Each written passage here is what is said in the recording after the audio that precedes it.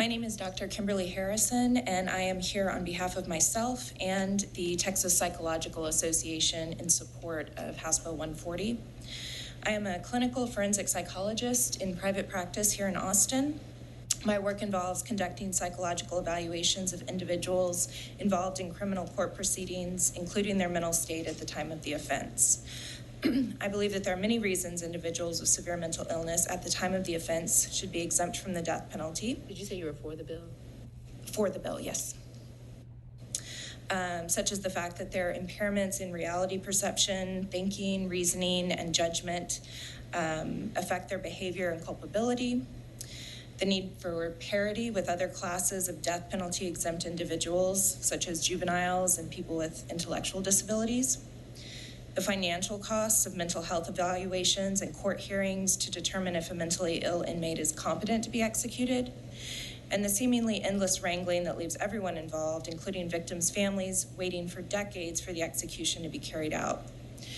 Qualified forensic psychologists are able to conduct valid and reliable evaluations of defendants' mental state at the time of the offense. We have well-validated tests and procedures to determine the validity of reported symptoms and to detect possible feigning of mental illness. I'd like to illustrate several of these reasons with an example. Many of you are likely familiar with the case of Scott Panetti. In 1992 in Fredericksburg, Texas, Mr. Panetti killed his mother-in-law and father-in-law. By that point, he already had a lengthy and documented history of psychosis and had been psychiatrically hospitalized at least 12 times prior to the murders. At the time of his trial in 1995, he had stopped taking psychiatric medications and was allowed to represent himself.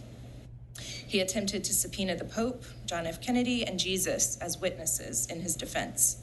He pleaded not guilty by reason of insanity, but was convicted and sentenced to death. Since his conviction, Panetti's mental illness has been the basis of multiple appeals, both to state and federal courts. When his execution date was set in 2004, he asserted he was incompetent, and the case eventually made its way to the U.S. Supreme Court. In 2008, the Supreme Court ruled that the Texas courts did not comply with the minimum standards for determining competence to be executed, and after 10 more years of appeals and hearings, his execution date was set in 2004. That execution was again stayed by the Fifth Circuit. In 2017, he was granted another competency evaluation, but the case is still pending. So since the murders in 1992, Panetti's case has now dragged on for 29 years. Passing this bill would mean that defendants who are determined to have a severe mental illness at the time of the alleged offense would be exempt from the death penalty, and if convicted of capital murder, would be sentenced to life without parole. The decades-long delays, financial burden to the state for court hearings and mental health evaluations, and the lack of closure for victims' families would be remedied.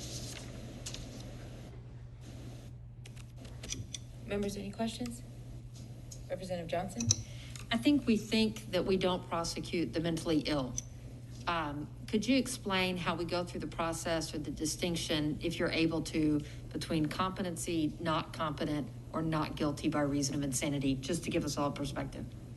Sure. So any defendant has to be competent to stand trial in order to move forward with their case. And so that's the bulk of the work I do. Those are the most common types of forensic psychological evaluations. So competency to stand trial basically means that the person has to understand what they're charged with, they can help their lawyer with their case, they understand their options. And so that's a pretrial event that happens. And in Texas, I found this unusual when I moved back to Texas, that can actually be decided by a jury, but most frequently it's decided by the judge. Then a person can plead NGRI, or not guilty by reason of insanity. So that is a charge a plea to the charge. And with NGRI, they're saying that at the time of the offense, they were so mentally ill that they didn't understand right from wrong. And in Texas, that has been narrowed even more to specify that they don't understand legal right from legal wrong. So some states have it where it can be like a moral wrongfulness issue. In Texas, it's really pretty much a legal wrongfulness issue. So that's really only a tiny percentage of defendants that meet that such a high threshold, that they were so mentally ill they didn't understand that what they were doing was legally wrong. So if a person, so many people with mental illness who don't meet that high standard end up getting convicted.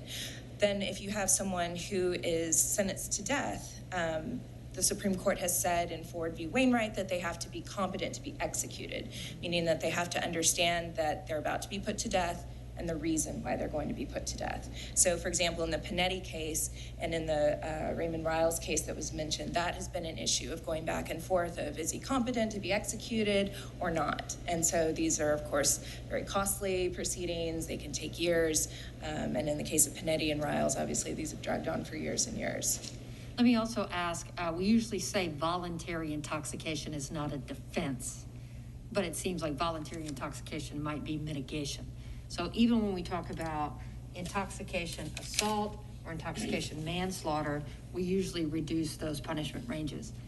In this circumstance, the people who are mentally ill, is that a voluntary choice to be mentally ill? No. Thank you. Any other questions? Thank you.